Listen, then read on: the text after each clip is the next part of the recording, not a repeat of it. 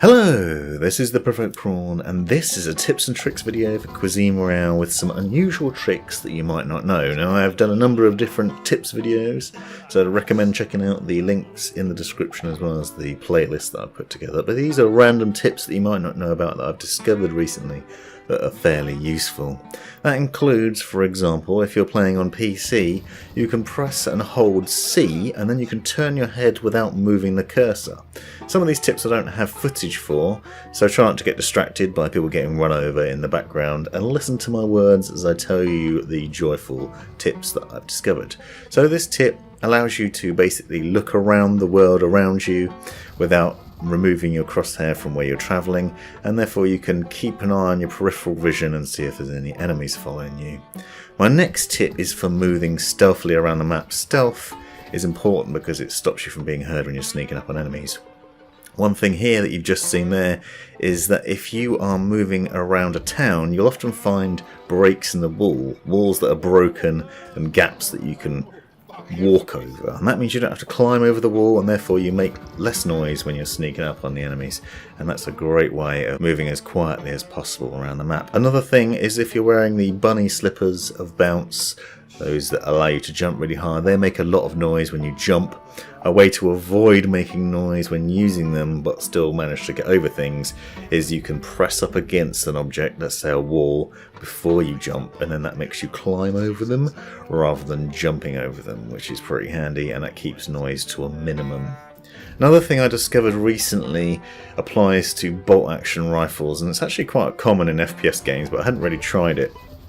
Essentially, if you have a scope like a 6x or a 4x on a bolt action rifle and you're using that, it's sometimes difficult to see where the shot's landing. What you can do is if you press and hold the fire button and don't let go of it after you've fired your shot, you'll be able to see where that shot is landing rather than seeing the action of your character cocking the weapon to reload the next shot, which is pretty cool. So you can see where the bullet drop is and then adjust accordingly.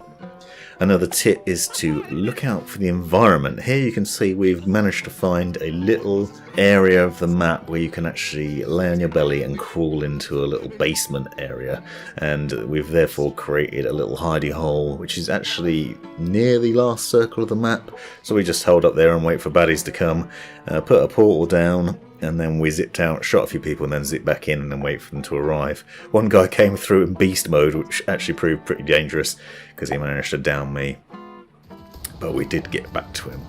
Another thing is the brown note. Now, you've heard me say before about the brown note, and that ritual, you can use that to activate the toilets to then teleport around the map, get out of danger and into the safe areas. One thing I would recommend when using the brown note is that when you come through the other end of it, keep your gun on that toilet door in case someone's trying to follow you. Another thing to do is you can put a grenade trap on the door of the toilet, so if anybody does come through, they'll get blown up. And if you're not using the brown note but you hear that noise being activated, listen out for the splosh, because you can hear a loud splosh when people come through it. So if a toilet is used in your town and enemies are arriving, you'll hear a plop essentially in the toilet as people come into the town. So if you listen out for that, then you get an idea that there's someone about and you need to pay attention.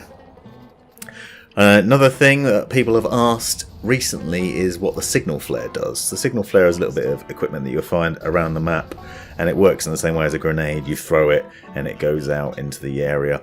I was told by someone in one of the comments that you can use the signal flare to attract the orbital fridge. So if someone's fired off a flare gun to bring in an orbital fridge, you can use that signal flare to bring it to you. That is actually a false truth.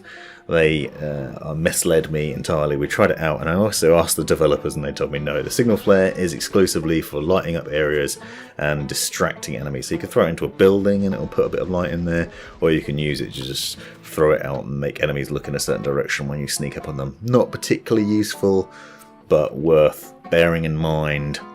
Maybe they'll make it more interesting in the near future. It was useful in the zombie mode, and it might also be useful with the new rituals that are coming soon. That's going to include one that will make everything dark.